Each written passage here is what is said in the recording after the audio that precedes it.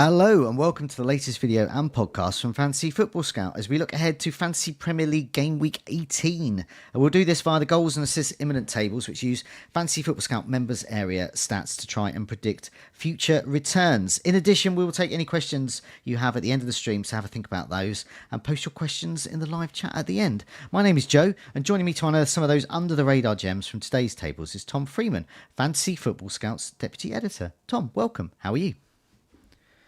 Yeah, I'm okay, thanks, Joe. Busy with this slightly unusual early deadline. Can't remember a Thursday deadline for a while, but looking forward to it. Need a bit of inspiration for my team this week, so maybe I'll get it from one of these tables. Yeah, it's all my my team's fault, Brighton against Palace, because it's the big derby clash, you know, El Clasico. Yeah. M23 El Clasico. Those in the live chat, welcome to those joining us early. Do let us know that you can see and hear us. Once again, for some reason in YouTube, my playback and video is not there. So hopefully we're not speaking to dead air. Do let us know that you can see and hear us all fine.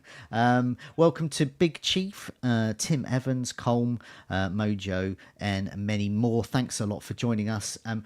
Garrick as well has just joined us as well. Do let us know also in the live chat where you are watching and listening from as well. It's always nice to see where we're travelling around the world. Roger Evans just appeared in the live chat. Sound and video all good. Tim Evans all good. Sound and video's fine. Excellent. Everyone's saying it's fine. That is good stuff. Just before we move on, there's an ongoing offer of Fantasy Football Scout. It's fantasyfootballscout.co.uk. Have a look at the website. A 7-day free trial for the members area, and you get 20% off as well. There's a 20% off offer as well.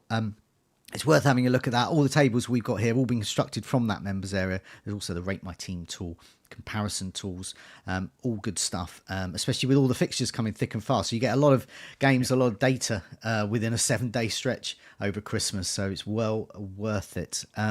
Okay, let's have a look at how we got on last week with the goals imminent. I found a new emoji for Darwin Núñez.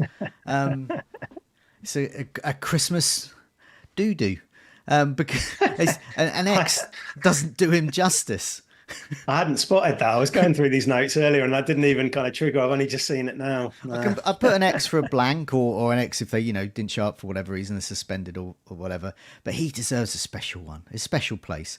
Now, those who watched the team reveal video we did yesterday, he's already gone for my team. I'm so annoyed. I'm so annoyed that I've lost 16 points and 2 transfers to get Watkins out for Darwin Núñez. So I've just got Watkins back in. Don't care.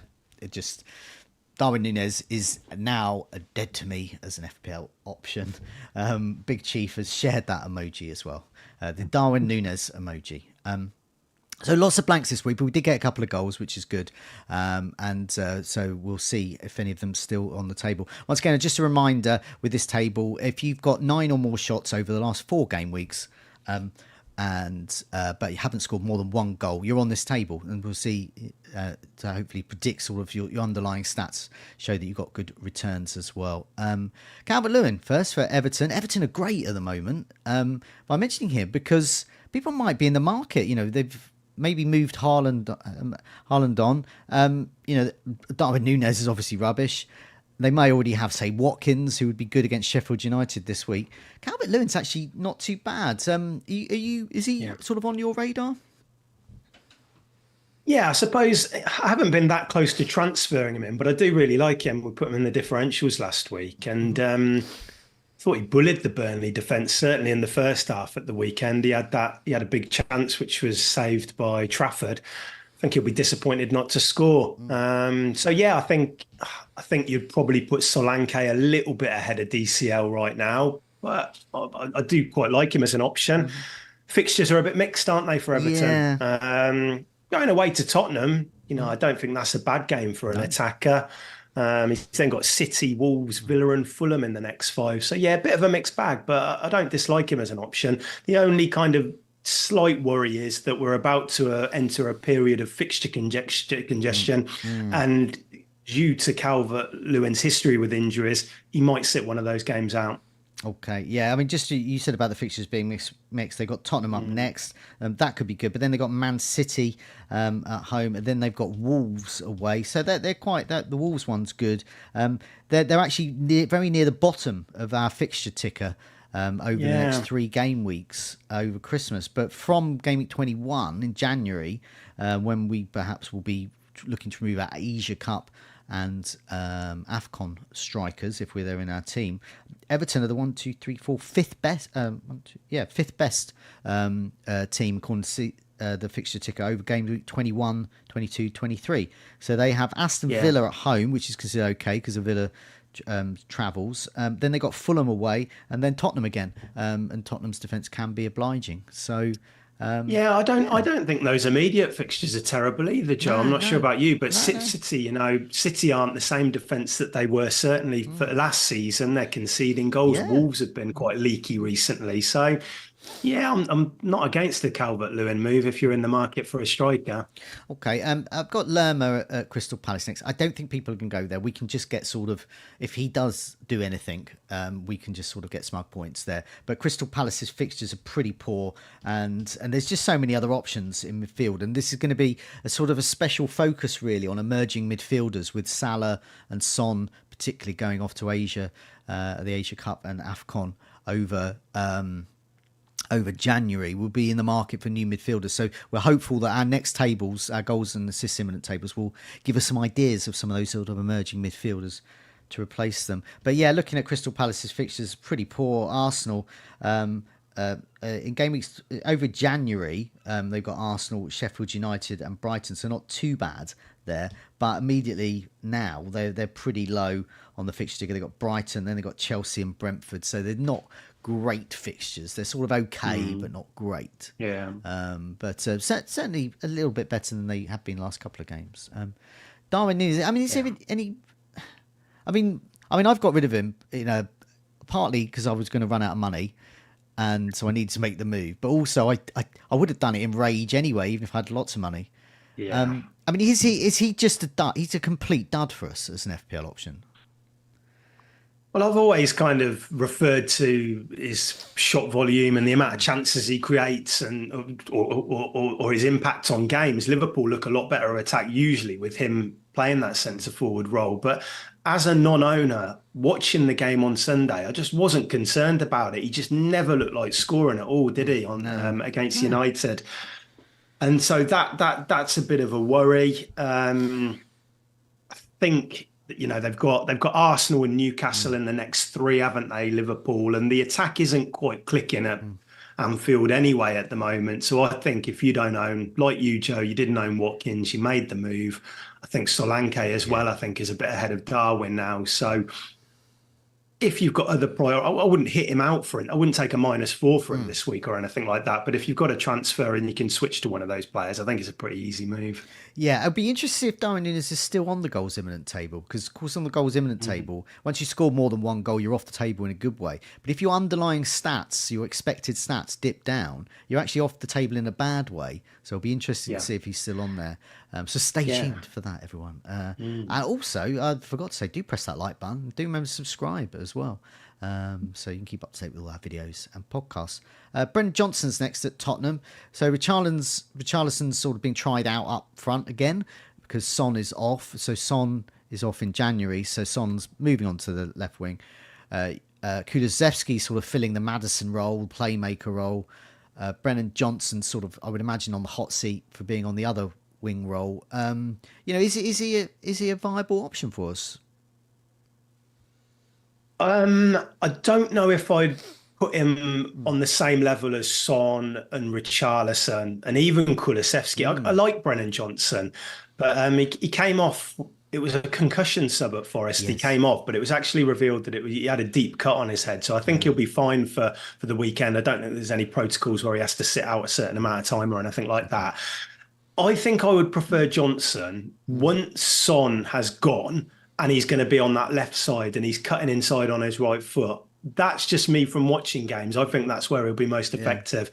And I think he's got a real battle on his hands now because if Richarlison's playing through the middle, it's going to be very hard for him to get past him, I think, and become the kind of the number one Spurs option in Son's absence. So, don't dislike him, but Kulusevski and Richarlison are making it difficult for him to become an option, really, I think. Yeah, so, I think Richarlison would be one of the top names to replace Son or Salah, whichever, over January, because he certainly the surgery looks to have helped him. So he was he must have been carrying a niggling problem, but he's looking great, and lots of reports saying he's looking great in training as well. So I mean, the next fixtures are good actually for them. You got Everton at home, then Brighton, and then Bournemouth. I mean, they're brilliant fixtures next three, and then they dip a little bit, but still okay. They got Manchester United, Brentford, and then Everton again in that sort of reverse of that fixture. So it's not bad fixtures. And I think the point you made, Joe, there with the surgery that he's had. I think Ange spoke about it. He's playing a little bit freer. He's not, obviously affected his mental health and things like that pre-surgery as well. It was getting on top of him, and he looks a lot more confident now. And when you've got a player like that who's really playing for their manager, going out there each week thinking they can score, I think that he's that kind of player who could go on a bit of a run. Yeah, definitely. Next on is Trossard. I mean, I'll sort of sketch over him because it's a familiar issue with him. He is good and he can score and he can assist and he's a brilliant, but he's just not getting the game time.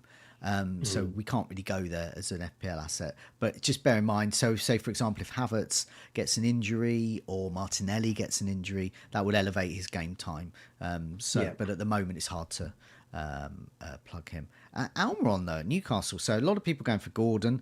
A lot of people thinking, Isak or Wilson. So it looks like Isak might have an injury, so Wilson gets the nod there. Meanwhile, Almiron is quietly going about his business like he did last season, unnoticed for a little while, scoring. Newcastle's fixtures, they're mixed, but they've got, I mean, in game week 18, they've got Luton away, then they've got Nottingham Forest, then Liverpool. So okay fixtures there, apart from that Liverpool one. And then further into January, they've got City, Villa and Luton, so mixed again. So not bad fixtures. Almiron, Almiron, it's taken me a while to notice him again, but it could be a good option. Yeah, I own Gordon, who I think is exactly the same price. I think they're both 6.2. But I think if you're chasing and you're wanting to do something a little bit different, I think you could go for Almiron. His stats were brilliant at the weekend. He had 1.28 XGI. I think he had 5 shots and 3 chances created against Fulham. So really good underlying numbers from that. Okay. So, if you want to do something a bit different, he feels pretty nailed in that attack. Don't dislike it. I think you said last week, Joe. I think you said you would go for him over Gordon as a bit of a kind of an alternative route, and it paid off at the weekend. Yeah, so. I mean, I think I would. I mean, I didn't, but I think I would have done.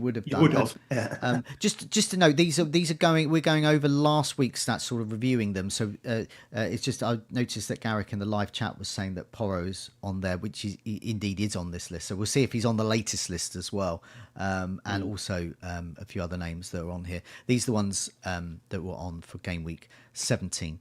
Okay, Haaland's next. I'm going to sort of sketch over him. We know what he's about. He's injured, and also he blanks in game week 18.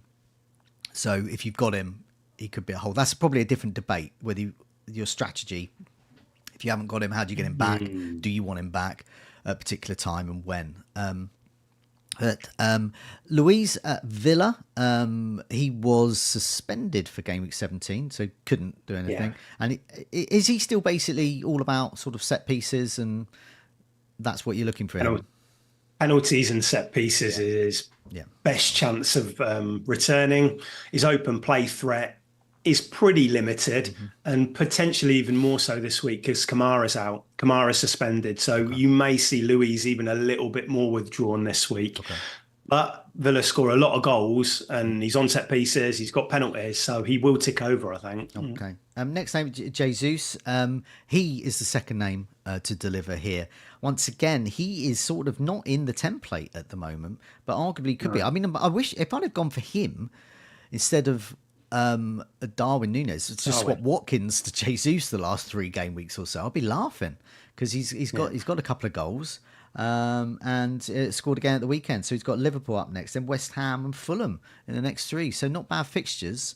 Not in the template, but Is that because people just follow the template, follow content creators, follow people on Twitter, follow overall effective ownership? But people should go for Maybe. Jesus if they're chasing, surely. I think sometimes people, if they have bad experiences with players, it sometimes puts them off. And I think a lot of people have owned Jesus in the past, whether that's been at Arsenal last year, at City the one before. And he can be quite a wasteful finisher at times, but he's also playing in a good Arsenal attack. And if he's playing regularly, he's got ahead of Nketiah now, isn't he? He's going to start most matches, building up his fitness. He will do okay. But I just think that people, a bit like Darwin now, after what's happened in these past few weeks, I think it's going to take a lot for people to go back to him. And I think maybe Jesus suffers from that a little bit as well. But yeah, no, I'd be tempted. I haven't. Yeah. I've got rid of Darwin. I've got Watkins in. But you own Saka, Joe? I own Saka, yeah. Okay, so it'd be a double up. I'm still not keen on that double up. But if I didn't own Saka, and I was wondering which one to get, maybe Jesus. I guess another thing with Jesus is there's a lot of competition in that midfield, isn't there? Yeah. Somebody like Solanke, he doesn't really have that at Bournemouth. Yeah. Watkins doesn't have that at Villa, but with Jesus, you've got Saka, you've got Odegaard, you've got Martinelli, so it is difficult for him. Yeah, definitely. And the last name of this is Porro. He didn't return, but he could have done so easily. Yeah. I mean, watching the game again, every game, I've said it many times. I've owned him for a while now because of that Maddison move. I kept him for that. And he has just looked like he could score an assist. And he's actually got a clean sheet now. And he's getting the bonus. I mean, he's the defender everyone should have, really. But hopefully not too many people, because I'd like to still get some of his. I don't want him to be 100% owned. I'd like to get some of his points. No, he's definitely, I think him and Trent, are the two in terms of that kind of attacking threat. Those are the two that you want to go and plug into at the moment. I think his XGI over the past 6 is only just behind Son and Kulusevski, which tells you how far he's getting forward. So throw in I don't think they're going to keep many clean sheets, Spurs, but if they keep the odd one and he's ticking over with assists, and I think there's a goal. I think there is a goal imminent soon with him as well. It's an absolute haul. I mean, if he can keep a clean sheet, he's definitely capable of a haul. I mean, I remember the glory days of defenders, the absolute top defenders to have. Leighton Baines, Graham Alexander, because they both Graham Alexander at Burnley, they both had penalties. But one of my absolute favourites was Ryan Shawcross at Stoke. Would always pop up with Robert Huth. I remember. Robert Huth, I think, got 2 goals and a clean sheet, obviously a maximum bonus in one game, and wow! And I think incredible. I met him on a random story on a holiday. I was over in Ibiza with the family, and I sat around the pool, and he was there with his children, and I was with my kids, and we got chatting to him. And it was, I think I'm right. It was the season before he joined, or at the time he joined Leicester. So, and we all knows what happened after that. But he was a really nice chap, and he's a player that's been in my team a lot. But Shawcross as well. I can remember a couple of bullet headers from him got me some big points back in the day. Wow, definitely, yeah. Porro, he's going to be the new Huth, I think. For us, eventually he's going to score. Let's have a look, see what we got on assists imminent as well. So there might be some similar names here. And once again, we'll find out in a second whether they're still on the assists imminent table. Silva at Man City. I mean, I'm just going to highlight him because City are blanking game week 18. They played Brentford. But nevertheless, there seems to, I mean, the way Man City playing, obviously they drew against Palace. It's not quite the City we want to see. But Silva seems to be emerging as a more important player to them currently. Is that the way it's looking? I mean, as in, it could be a target for us in the midfield if we're looking for something a bit different during January. Yeah. I mean, he's a really important player for them, isn't he? Pep was desperate to keep him at the club when it looked like he would leave. And that says it all, because normally Pep says, look, if you want to go, you can go. But he was very adamant he wanted to keep Silva. I'm just not sure. I was looking at this morning, and I'm just not sure if I think I need a second City attacker in addition to Haaland, given that the good thing is with Bernardo, he feels a bit more nailed, but certainly with some of the other options like Grealish, Foden, Doku, I'm not sure if we need to go through that now, given what we're getting from City's attack and the other appealing options. But if we do want to, I'm looking at that ticker and I'm looking at Sheffield United at home and Burnley at home in 20 and 22. And what if in around that time there's a double game week? Yeah, The rescheduled that's the Brentford time game. when, yeah, and maybe Bernardo in a double game week is going to offer us Yeah. more than somebody who's going to get one start and 20 minutes off the bench, because he should probably start to. Yeah, he'd probably start to. And if he's being just chipping away, he's exactly the kind of player in my mini leagues, people who get him in, who perhaps, would be deemed as casual managers, more less engaged. And he racks up the points. And I'm left looking at dust, silver dust. And it's no good. So yeah, I mean, I'm very tempted if there's a double game week to go for silver.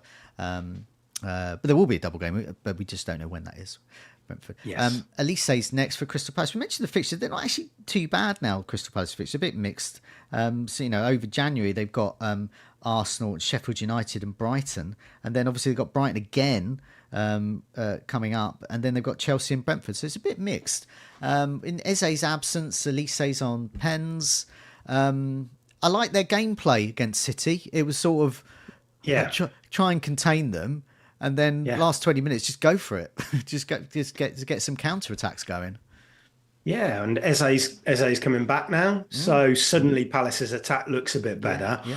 I wanted to ask you, Joe, because I like Elise. I thought he looked good at the weekend against Brighton. Now you've got a few problems at fullback, haven't you? I think Veltman was the latest to go off. Do you think he could get a bit of? Do you think he could get a bit of joy on that wide area? Estupinan out, Lamptey out. I think. Yes, because I mean, what they might go for is a sort of a wing-back system or sort of full-backs with Gross and Hinchelwood maybe, but they might be a bit more attack-minded, so that might leave space. It's really hard to tell. I mean, De Zerbi's really hard to judge at the best of times, like who's going to play. But as you said, with all the injuries to virtually all that, so Lamptey will be out, Estupinan's not back yet, Veltman, I mean. Eagle can play at left back, I think. You would fancy it if Elise was up against a centre half who's been pushed out wide, though. He could get a bit of joy, couldn't he? It could be Milner. I mean, it could be a whole bunch of players, really. And they could, as I said, they could go for the sort of wing backs with a Dinger and Matoma. In which case it'll be three centre backs. Either way, the short answer to your question is yes. Brighton will concede regularly. Okay. Elise could easily get a haul, not a haul, but he could easily score game week 18. And then it's Chelsea, Brentford, Arsenal, Sheffield United. Yeah. So again, mixed fixtures, but I think Elise could do well over that run still. Okay, so what I'm going to do with this next one, because we blanked for the rest of them, so I'll go through the names, because I think it'd be more interesting to find out whether they're still on the assists imminent and goals imminent tables there. Yeah. So I'll sort of sketch over them, really. I'll list them out, though. These are the players that blank for us, unfortunately. So Elise got us a goal, no assists, though. So we failed to predict any assists here. So McGinn from Villa, always good. Janelt from Brentford, Janelt from Brentford rather, blank for us. Dingra played incredibly again, but he did blank this time out. Arsenal just did a really good job on Brighton, and they were fatigued after beating Marseille and winning their Europa League group. Odegaard at Arsenal, be interesting to see if he's on the list as well. He will be in demand, I would imagine, when Saka and Son go. Trippier at Newcastle, he's back. So he couldn't get us anything anyway because he was suspended last game, but he is back next game, which is against Luton. Goodmanson at Burnley. Will he start? Won't he? But also it's Burnley.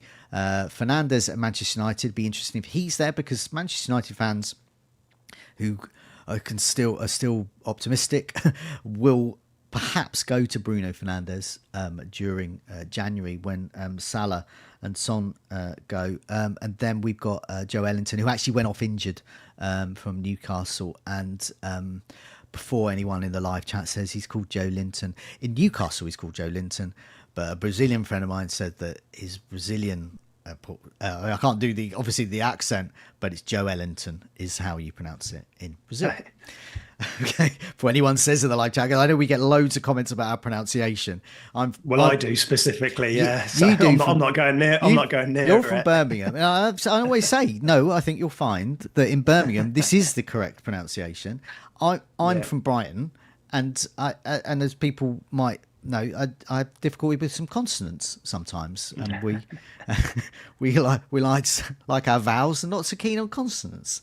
Everybody knows who we're talking about. We might get a few wrong, but it's not the end of the world. So let's have a look at the latest tables, and a quick reminder to everyone: do press that like button. Lots of you in the live chat now, but do press that like button after we've gone through the goals and assist imminent table. Do put your questions in as well. We'll have a bit more time for questions today because we haven't got an additional table here because where the deadlines, lots of deadlines, and we want to keep the content coming. We've got lots more videos coming up as well, including a look at the captaincy. This captaincy video me and Tom will be doing, so have a look out for that. So Khan says, good one, Joe. Everyone always gets Portuguese names wrong. Yeah, including myself probably, but at least I'm making an attempt at it. Okay, goals imminent for game week 18. Okay, so in particular, we're looking at emerging midfielders because these are the ones we want in our team for January as well. And Almiron is still there. So he has got his goal. He's had 4 big chances and he's missed 3 of them, obviously scored. He's had 4 shots on target, 14 shots and 12 of those inside of the box. He's got Luton next.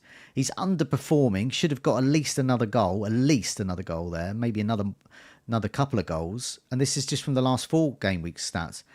I mean, we've spoken about Almiron as well, but this is why I'm really interested in Almiron because I know he's seen as unfashionable. I think when you look at the wonder of Gordon, but yeah, I think a lot of people maybe had him last year, like especially kind of casual managers, I'd say, and that's not putting him down, but they saw that he was returning regularly and they plugged him into their team. Yeah. A lot of other people looking at stats and saying, look, he is not going to keep this up, similar to Lingard when he came in at West Ham. But he did actually really well for quite a long period of time. So he's got his in his locker to do well. He's got past history of performing consistently. I just look at Newcastle now and I think, would I invest in Newcastle now or would I wait till game week 23? Because they got Luton and Forest, but then they got Liverpool, City and Villa, which is about as tough as it gets. Yeah.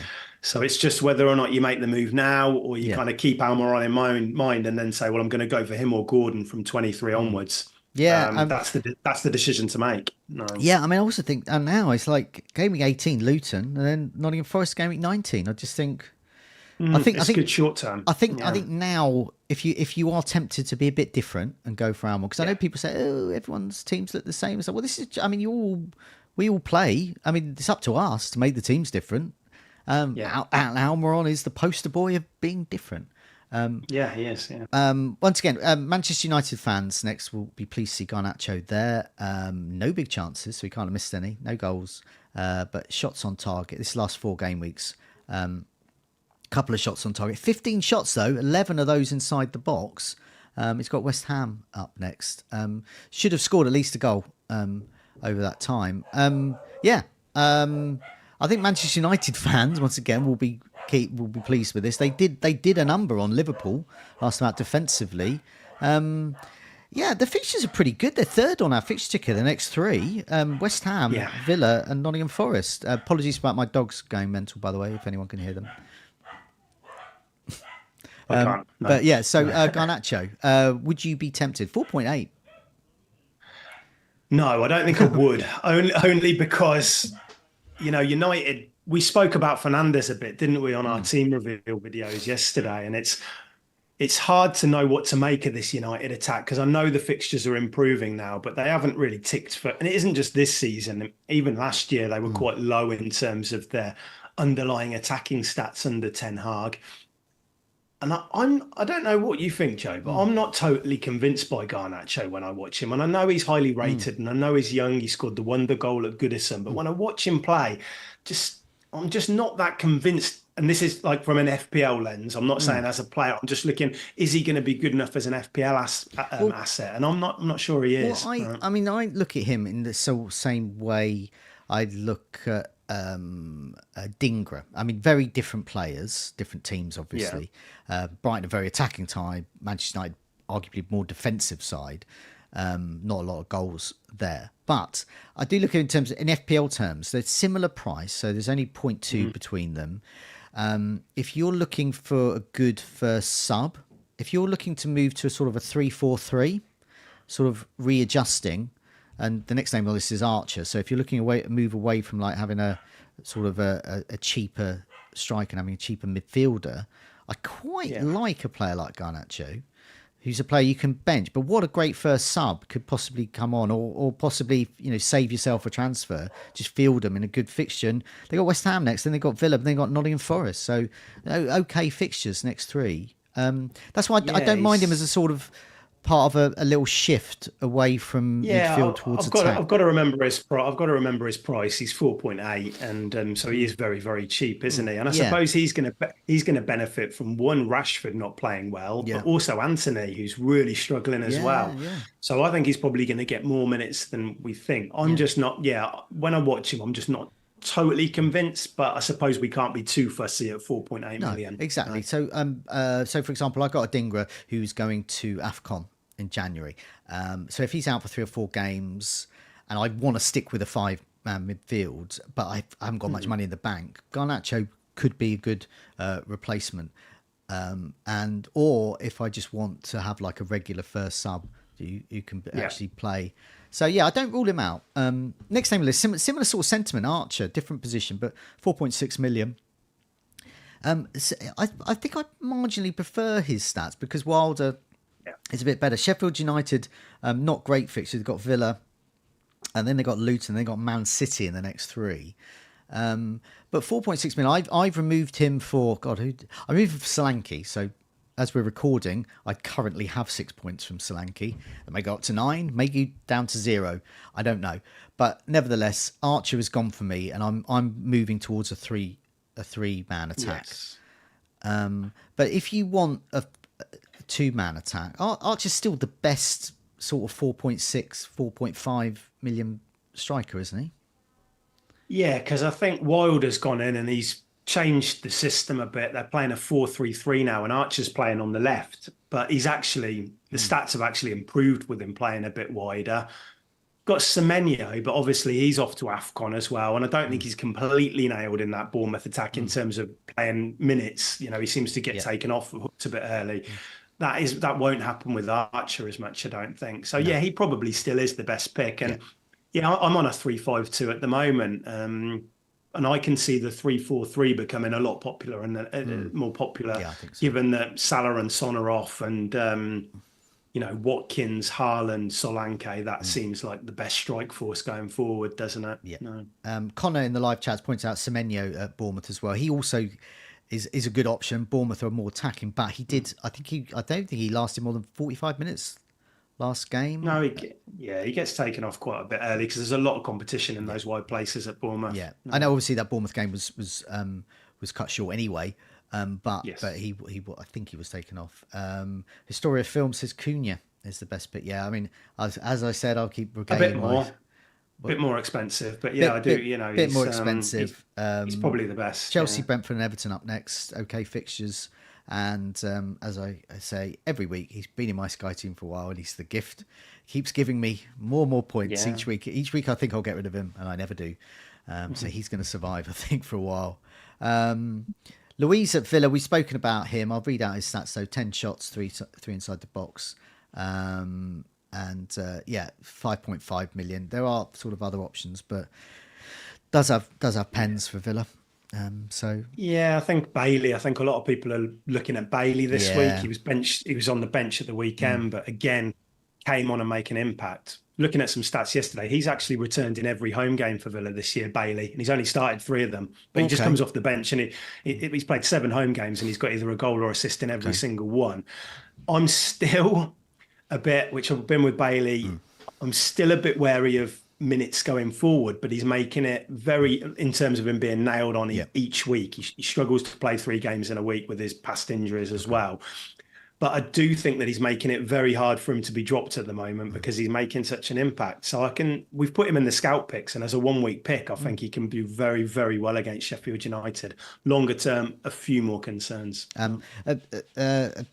Just had a note in the chat about Bowen not being featured on this list. I mean, is that because he's taking his chances? Yeah, that's exactly why. So he's taking his chances. Also, from my memory with Bowen, when he maybe hasn't scored for 3 or 4 games, he doesn't actually hit he's one of those players, a bit like Son, in that he doesn't actually need a lot of shots to actually register a return. He's quite accurate. Yeah. And so this is sorted by expected goal delta, which is what they should have scored, sort of what they're underperformers. Bowen's a brilliant option. I think he's my probably top target once the guys go for AFCON and Asia Cup. I do urge those listening and watching, it was only yesterday came out, mine and Tom's team reveal, and we were talking on that very issue about sort of Son and Salah replacements, who's not in our team in midfield at the moment. We'd like to get in, both of us. Bowen was like top of the list then. Okay, we'll go down to Trossard. We've already spoken about him. I'll just read out his stats. But he's not getting the game time. Just one start there, 9 shots, 5 inside the box. He's great. If there's injuries, consider him. Other than that, he's not going to just get the minutes. Next name is Salah. Now he's off to AFCON for Egypt in January, but he's in multiple teams at the moment. I think it's more interesting on here about, I guess, for the captaincy, and we're going to speak about in more detail on the captaincy. But he didn't score against Manchester United, widely tipped to, but he's had 15 shots, 11 inside the box, last 4, 8 shots on target. These are great stats. He's scored, should have got at least another one, so he should have hopped off this table through another goal. He's had 3 big chances and missed them. You mentioned about the Liverpool attack not looking good, but I wonder if that was Manchester United doing a number on them, or a combination of they're all aiming for Darwin Núñez, who's rubbish. Yeah, I was just about to say, if Darwin does come out the team and Gakpo goes in, I would imagine that would be good for Salah, just because he's not taking as many shots as Darwin. He's not quite as greedy, and he's more of that creator kind of, isn't he? So that could be good for Salah. I haven't got any worries about Salah. I think he'll continue doing well. I'm not just going to use the past couple of weeks to kind of beat him with a stick, because he's just done it for so long, so consistent. I'm not keen on him as captain this week. We'll speak about that in our captaincy video. But as an option, I've got to work out what I need to sell Salah potentially in game week 20, like to get Haaland back in, which means I'd miss that Newcastle fixture, which is coming up. But I'm more than happy to own him for Arsenal and Burnley, and it'll probably be my captain when they go to Turf Moor, I think. Okay, Brennan Johnson is next on this. We've spoken about him already, but I'll read out his stats. 10 shots, 8 of those close range, for half of those close range ones on target, or four of his shots on target, I should say, because some of those could have been long range. Expected goal data, he should have scored at least a goal, but none of his chances were considered big, which is why expected goal delta is not like well over -1, for example. But yeah, so an option amongst lots of other Spurs midfielders. Next name is interesting, Diaz at Liverpool. Now with Salah gone, Diaz is on the other wing anyway, but you would imagine he would definitely play. He could become more pivotal to their attack. But 4 shots on target, 10 shots in total. He's started all 4 the last 4 game weeks. He's had 5 shots inside the box, so pretty reasonable stats. Should have got probably a goal, hasn't. I'm monitoring Diaz. I might get him if I want to just get a Liverpool attacker in when Salah goes. I'm monitoring Diaz. You? Yeah, same. I'd like to see a little bit more from him before I go there. But he is one of those. We saw it with Kulusevski when Maddison went out the team. These players can sometimes step up another level when the key man is out of the team. And that could happen with Diaz, with Salah maybe. When I've watched him this year, he hasn't quite been as electric as maybe he has done in the past. Yeah. But again, he's on my watch list, because we're going to be looking to fill 2 midfield spots next month. Yeah. And he's got to be in that conversation with players like Bowen, Odegaard. So, I'll continue watching him from afar and then decide in a few weeks. Yeah, I'll just have a look at the fixtures for Liverpool, just to remind myself. They got bought. This is in January, so when Salah goes, so game week 21, they got Bournemouth, then followed by Chelsea, and then Arsenal away. So it gets trickier for game week 23. So there possibly could be other teams to invest in, but if we think Liverpool are going to score in all of those, Diaz could be the one I will get. Yeah.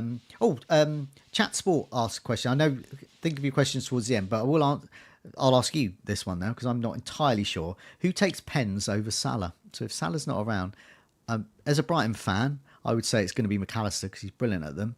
But it might not be. I Yeah. don't know. Who do you think it would be? Oh, I was going to say McAllister, and then I was going to mention potentially Szoboszlai as well. Okay. I don't think Darwin will take them. No. God, no. I don't think Alexander Arnold would take them, although it's not out of the question. Okay. I think McAllister. I think he's a brilliant penalty taker, isn't he? So if he's back and he's fit, Yeah. I would. Yeah, I'm not a Liverpool fan, but that's who I would. That's just off the top of my head. That's who I think would take them. Yeah, I think so too, but we'll see. Porro, we've mentioned here. If you don't know him, get him. He's just, he's brilliant to own. A lot of fun. Could get goals, could get assists. Yeah. Might not get a clean sheet, but he looks really, really up for it. It's like having Stuart Pearce in your team or something. It's just amazing. Yeah, I don't own him. I was going to bring him in last week, and I went for Alexander Arnold instead. But I've got a bit of money lying around now, and I could quite easily upgrade somebody like Livramento to Porro. And I think I probably need to do it. Yeah, So, do it. But everyone else watching, listening, don't do it because I've got him, so I don't want you to get 100% owned. I'll read out his stats. So this last 4 game weeks, 11 shots, 8 inside the box. He's defender. 11 shots, 8 inside the box. Should have scored, didn't. A couple of shots on target. These are anyway. Get him in. Elanga, Nottingham Forest. I thought he'd scored at the weekend, but I think it was chalked offside. But yes, it was. Yeah. So I think he's still a good option. 5 million. But looking at the fixtures, game week 18, a bit mixed. Bournemouth up next, but then Newcastle, and Manchester United, and then moving into January. Brentford, Arsenal, Bournemouth. So really mixed bag there. But 5 million, I think it's a good price, especially if you want to go for that sort of 3-4-3 and have a good first sub. I think Elanga's a good. Yeah, the only concern would be that Cooper, it sounds like he could be on borrowed time there. I think Nuno's been linked over the past 24 hours. And I suppose the only worry is that does a new manager come in and maybe change? Because they've got a lot of options out wide, haven't they? They've got Gibbs White, they've got Hudson-Odoi, they've got various players like that. So that would be my only concern. Forest have only won one in their last 13, I think, as well. They're in a pretty poor spell. Okay. So maybe just something, if you are looking at Elanga, just be wary that there could be a change in the next couple of weeks. Okay. Certainly if they don't get any results against, if they lose against Bournemouth, you could see the writing being on the wall for him then. Okay, let's move on to assist Imminent. So Silva's still there. So he's still trucking along. Obviously, he's missed his game week 18 anyway, but do keep an eye on him. Diaz in particular, 2 players that I'm monitoring as potential replacements for either Son or Salah. But Fernandes is next. He's still on the list. 12 chances created, 13 corners, 4 crosses. We have spoken about him, but... okay fixtures in January as well, particularly Tottenham, Wolves and West Ham. But as we've spoken about the Manchester United defence, it's tough to go there from an attacking point of view. Yeah. Again, he's probably a bit like Diaz. He's kind of somebody on that watch list who you're kind of looking at. But Højlund is really, he needs that goal in the Premier League because he's struggling. He hasn't scored in the league since he's coming in. Rashford obviously can't get in the team. Anthony's playing really poorly. So, Fernandes is going to create, but who bar McTominay is going to score? So, and they need a bit more, don't they, in attack to maybe go back to Fernandes. Martinelli's next with Arsenal. Most people almost fell into that trap that content creators say. Everyone's got, a lot of people have Saka. So they probably won't want to double up in midfield in particular. Jesus arguably might be the next best to get in. Odegaard as well. We'll see if he's on this list. So a bit further down. I haven't mentioned him yet for those listening. Little spoiler there for the audio listeners. But Martinelli, nevertheless, his stats are good. Should have got at least an assist. He has scored. He's had 6 crosses, created 7 chances, 9 corners, 7.7. You've owned him for a while, but you got rid of him, and so that's probably tells the tale of Martinelli. Yeah, he was quite a frustrating own. Yeah, exactly, because he was doing it in Europe and he was returning, and I think he's got 1 goal in 9 games in the Premier League, so nowhere near what you want from a 7.7 million asset. one thing, he did do well against Liverpool home and away last year. He returned against them and he got loads of joy in behind Alexander-Arnold. So if you do own him, you look at that fixture this weekend, you think, oh, that might not be good, but it might be okay for Martinelli to hold him for another week if you own him. But I wouldn't bring him in now. Ross in the live chat asks, is someone sanding in the background? Yes, someone is sanding a door down outside my door. Yeah, there is that noise there. It's a normal everyday sound. It's not something else. Saka is next on the list. We mentioned him. He's gone up to 9 million. He's one of these players I've owned for a while. Many people have. And so you sort of forget his price. But I looked at him, it was like, wow, okay. Well, I don't remember getting him for 9 million. So he's gone up a lot. 10 chances created, 14 corners. He has scored. He has assisted. So he's still on here. Hasn't got 2 assists, 4 crosses. Yeah, he's pretty good. He almost got an assist over this weekend. I think it was one of those controversial assists. But I'm happy to own him. He's just ticking along. Yeah. And I don't look at the price there because I didn't get him for 9 million. So I got him for cheaper than that. So... and I think he's consistent. I think people have been looking at it thinking, oh, he hasn't been explosive, but I quite like having those players in my team who are going to chip in with assists each week. I'm not going to captain Saka anytime soon, I don't think. So I'm fine with him just ticking along. I think once Salah and Son go, he's probably in the top midfielder to own anyway. So I'm certainly not going to get rid of him now. So I'm used to the live chat. Ross thought he was going mad. I thought someone was standing in his house when he was listening to it because he had his AirPods on, his earpods in. No, it's definitely here, but I think it's not now. But might resume again. Who knows? Or my dogs might bark again. So there's no dogs barking in anyone else's house. Well, there might be, but.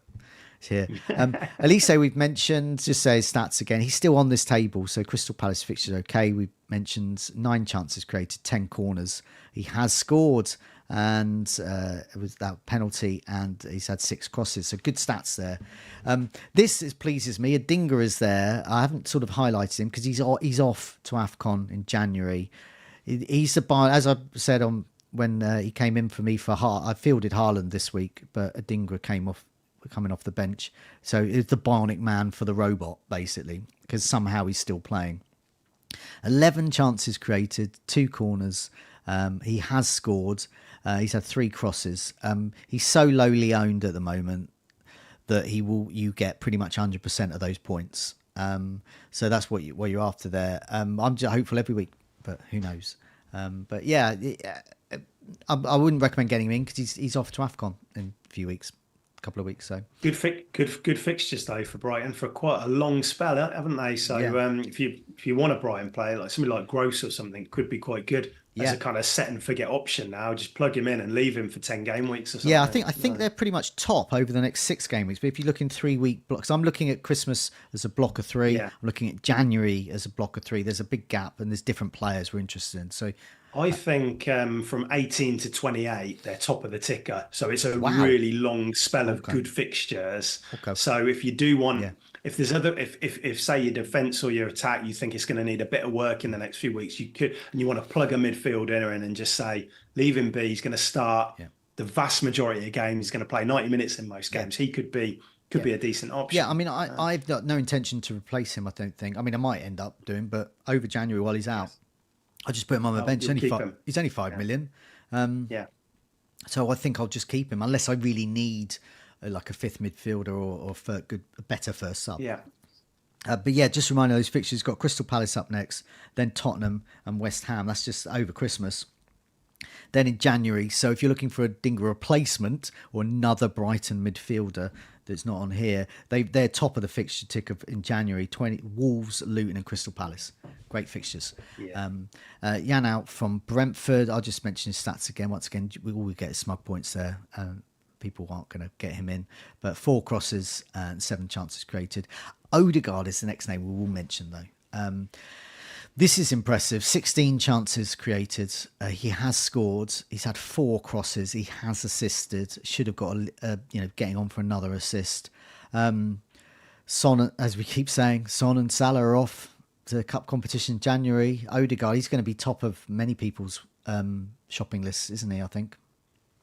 Yeah, he's coming into form at just the right time for that, isn't he? Because he struggled a bit this year. Yeah, I started the season with him, and he scored the penalty at Palace in game week yeah, 2, and then I sold him after that, but and he went off the boil a bit just from watching him play. But now he's right back at it. yeah, Looks great. yeah. Looks really good. And so I really like him as an option, and sit him next to Saka. Decent Arsenal fixtures around that point as well. They play after Liverpool. They've got West Ham, Fulham, Palace, and Forest. So nice little run there. Yep.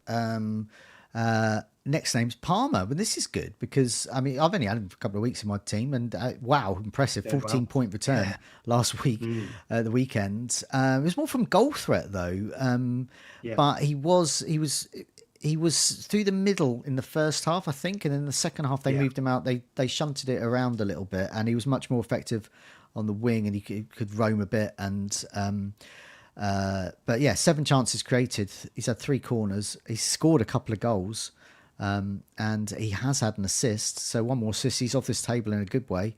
No crosses though. So yeah, I mean he's got penalties obviously for Chelsea. Chelsea's fixtures, they are top over Christmas. So they've got Wolves, Crystal Palace, Luton. They're top of the season ticker over Christmas, just above Tottenham. So, yeah, he's in a lot of teams, but not all teams. But arguably at 5.6, penalties for Chelsea, top of the fixture ticker, got open play threat. I'm running out of air to describe him. Just you got to get him in. Just get him in. Absolutely. You've got a 5.6 million player. Yeah.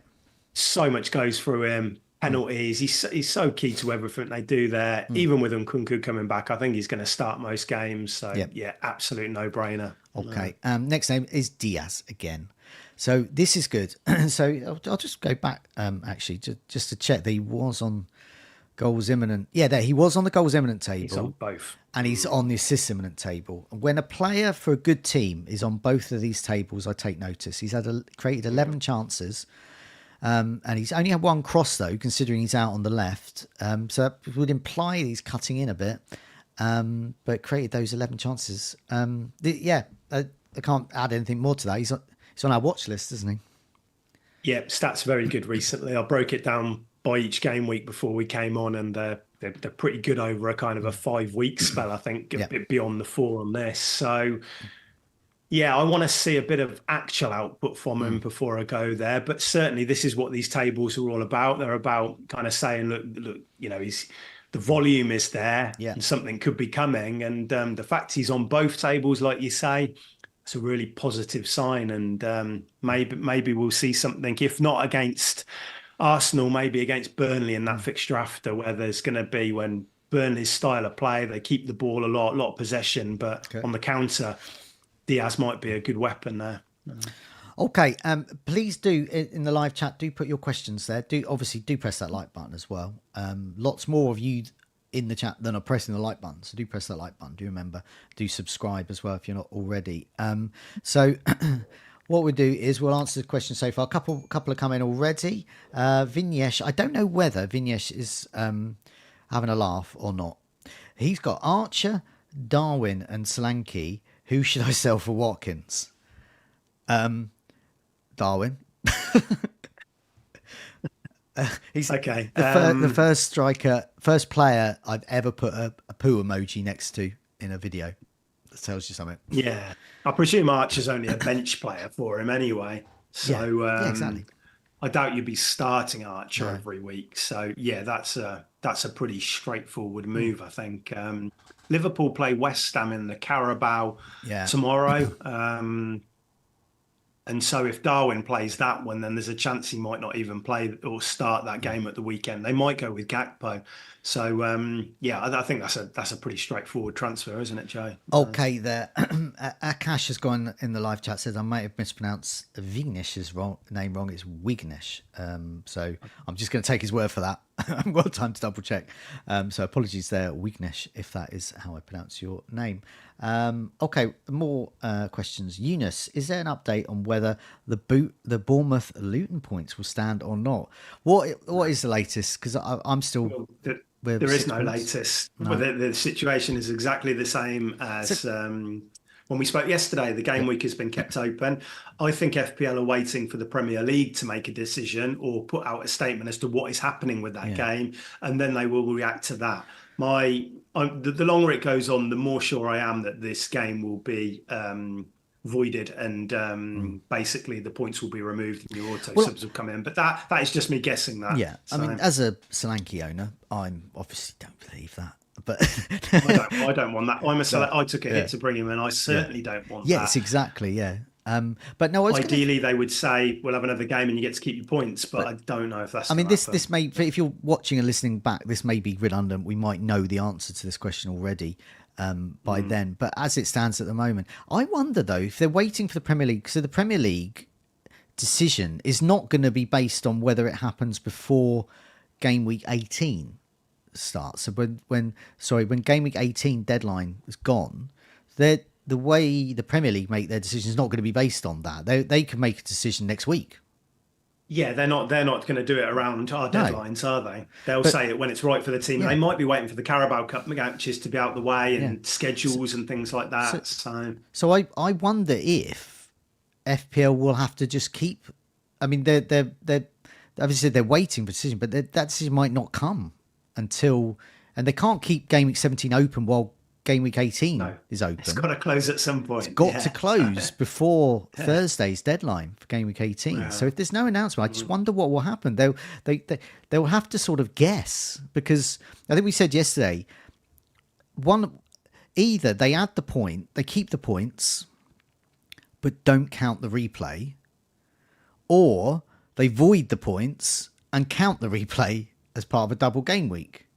And that's the decision, because one of those two, you can't have both, basically. You can't have two teams with 39 fixtures at the end of the season, I don't think. I don't think technically it's possible, but I also just don't think it's... For FPL, they potentially could. They can't, obviously, in the Premier League, can they? But in FPL, they could, I suppose, because it's a separate game, but I don't think they will. I think it's... I would be very surprised if those points are still on Solanke on Thursday, but maybe I hope I'm wrong. I mean, we will know, I think, on Thursday, it will happen before the deadline, and they'll make one of those two decisions, I think. And as you said, it's probably more likely they'll just void it and then count the replay as a double game week whenever they happen. Just like say it was snowed off or blank game week or something. Yeah.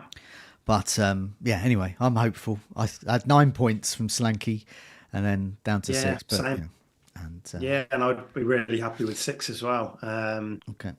But it is what it is. There's nothing we can do about it. They'll decide what they go with. And Gavin asked, who is the best goalkeeper to buy now? He has Areola and Turner. So potentially Areola, he's possibly been dropped, but he might just not be risked because of his wrist injury. Yeah, but they did keep a clean sheet. They did keep a clean sheet at the weekend without him, didn't they? Which adds a bit of doubt, doesn't it? So Turner is sort of back, but there might be some changes. Not for much longer. Not for much longer. He was rubbish. I thought he was terrible from Friday. So. I mean, I always go back to the summer video I did where I thought that Leno at Fulham was the best 4.5 to get in, because you get a lot of save points. If they can keep a clean sheet, you can also get bonus as well. You can also get bonus even if they don't get a clean sheet with that amount of saves. Yeah, he racked up another haul, and it's got okay fixtures actually. Burnley, Bournemouth, then Arsenal. That's tricky, and then down the list, even higher up, Chelsea, Everton, and Burnley again. These are pretty good fixtures short term. Don't mind Leno. I think if I had to go for one, I'd go for Emi Martinez at Villa. Yes, we did speak about this last week but as well. He is a bit more. He is, what is he, 4.9, might even be 5 now. But that, if you've got a little bit more, because there's a lot of uncertainty at Villa in the fullback positions. I don't think you can own Cash. I don't think you can own Dean. I don't think you can own Moreno at the moment, because... we don't know who's going to play. There's an injury to Pau Torres potentially at the moment as well. He's got a flag. So Konza, if you're going to buy a Villa defender this week, it kind of has to be Konza, really, I think. Because I think Moreno and Dean could share minutes. We don't know who's where in the pecking order with that at the moment. So I quite like Martinez, I think, coming in. He makes a few saves. Good fixtures long-term for Villa as well. good short-term fixtures as well with Sheffield United and Burnley in the next 3. So, Now, Eunice in the live chat agrees about the Leno pick as well. I think I think for that price, he's had him since the start. Highly rotated, great set and forget. If you feel like that about play, like the way I feel about Porro, for example, if you enjoy owning them that way, Leno owners enjoy owning them. I think Martinez owners probably do as well. Turner and Areola owners don't. But I will throw another name into the mix, Anana. I'll mention the Sky game as well, because the same principle applies. You get clean sheet points. You also get save points. And I keep meaning to get rid of him. I've had him since the start. And he's one of, if not the most top performing goalkeepers in that game. Yeah. He's getting clean sheets, at least when you don't expect them. He could be just another set and forget. I mean, he could actually be a good goalkeeper. I started the season with him and sold him on a wild card, I think, but had him for quite a while. And hold my hands up, got rid of him as well. And it's just... why did we do that? I guess because it was a case of maximising the outfield players on that wild card, and we both wanted to spend as little as possible in goal. And Onana was obviously, like 5 million or something, 4.9. So went away from it. But if you held on to him, or even if you invested in somebody like Maguire, I know he's injured now, but over the past few weeks, United have actually been keeping clean sheets. Yeah. If you think that's going to continue, then consider Onana for sure. Next question is quite good. I mean, I was tempted to do this. I'm not doing it, but I could be. If you've got Haaland, he's blanking this week. Could be back game week 19. Chat Sport asks, sell Haaland for 1 week for Watkins. Yeah. Keep Darwin, and then game week 19 move Darwin to Haaland. So effectively, you're moving sort of Darwin to Haaland, but you're sort of using the blank game week for Haaland to go about that in a roundabout way. I don't mind that if you've got the fixtures, if you've got the transfers to do it, you've got nothing else you particularly need to do. I think that's a pretty sound, clever thing to do.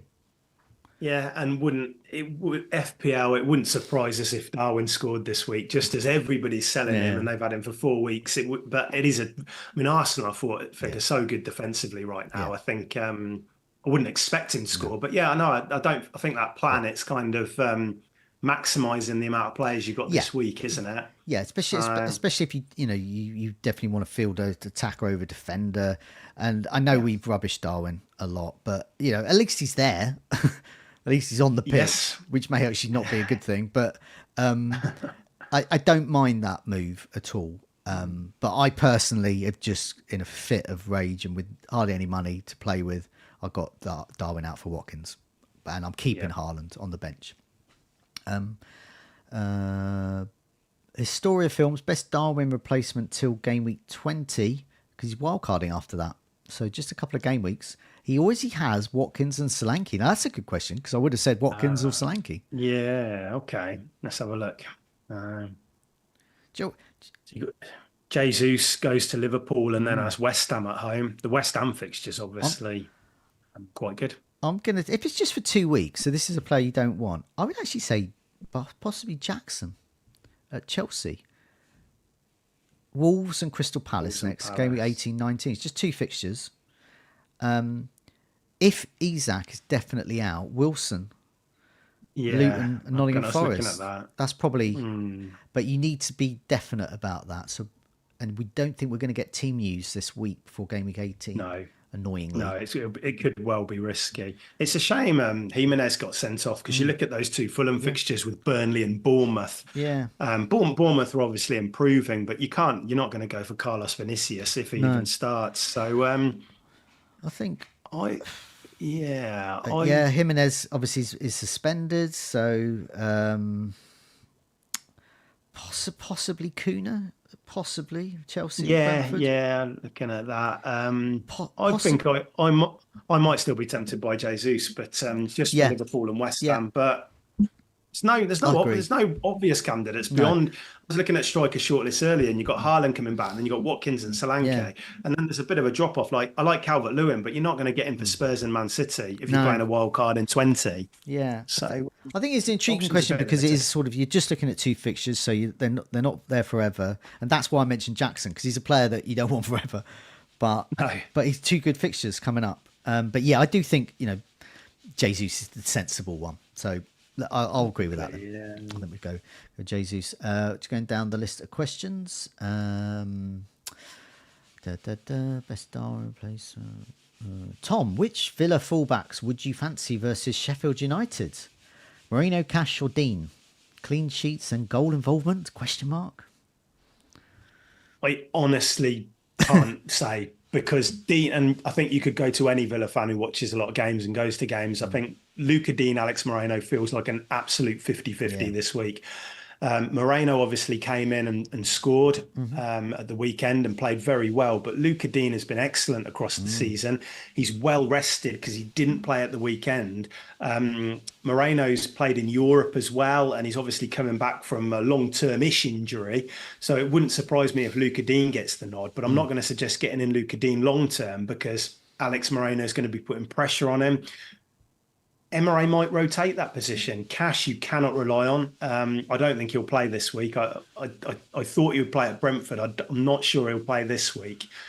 So I can't really recommend any of the fullbacks. And that's why I was saying earlier, Konza and Martinez, given that Power would probably be number one, but he's flagged. So it's got to be Konza or Martinez, I think, this week. I can't say go and get a fullback. So I just don't feel confident in who's going to start.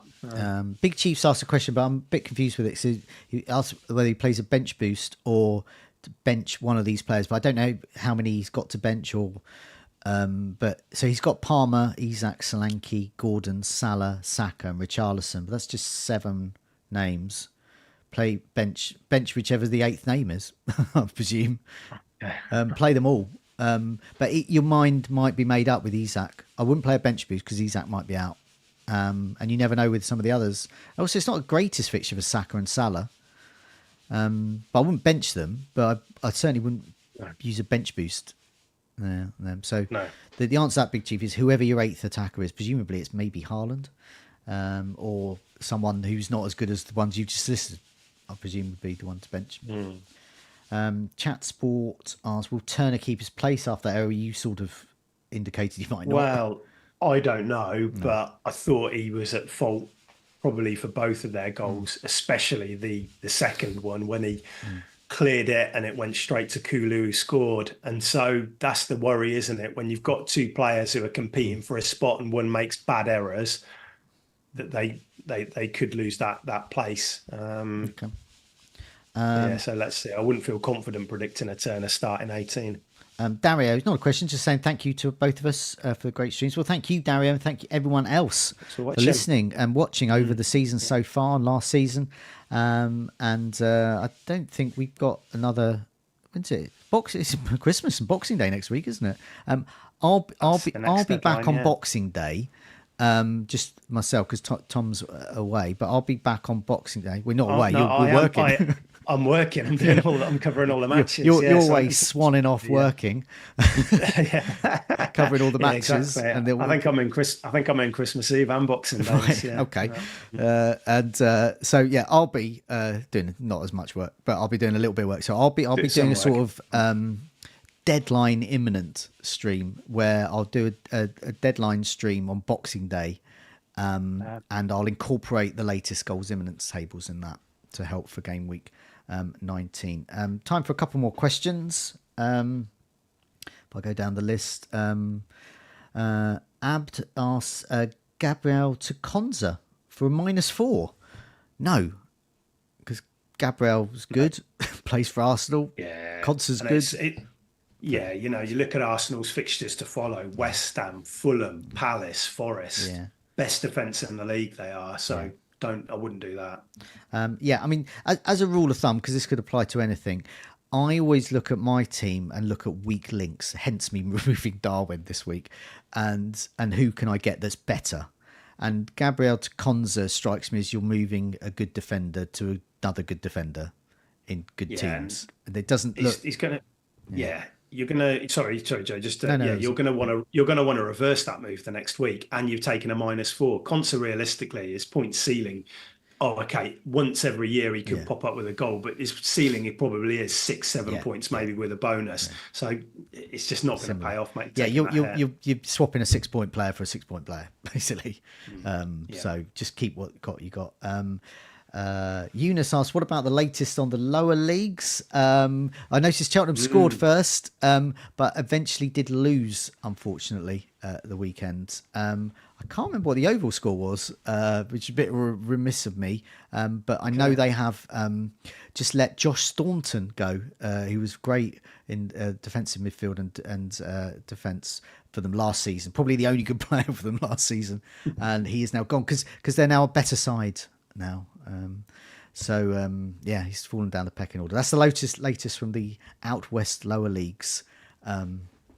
Although I did drive past the small town of Somerton in Somerset, and it was quite a busy packed ground there, so I'm not even sure what league they're in.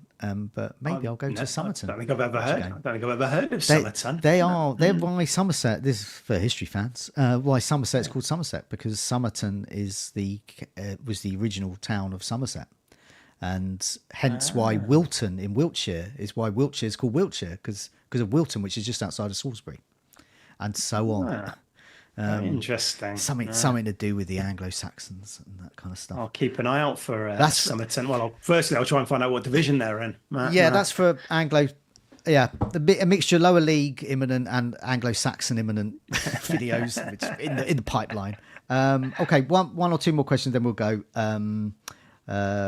Eunice, come to these streams for the tables and the lower league updates from Joe, says Eunice. Thanks. Big Chief says, that's all I have, fellas. My team is stacked. Okay. He's replying to all those they mentioned.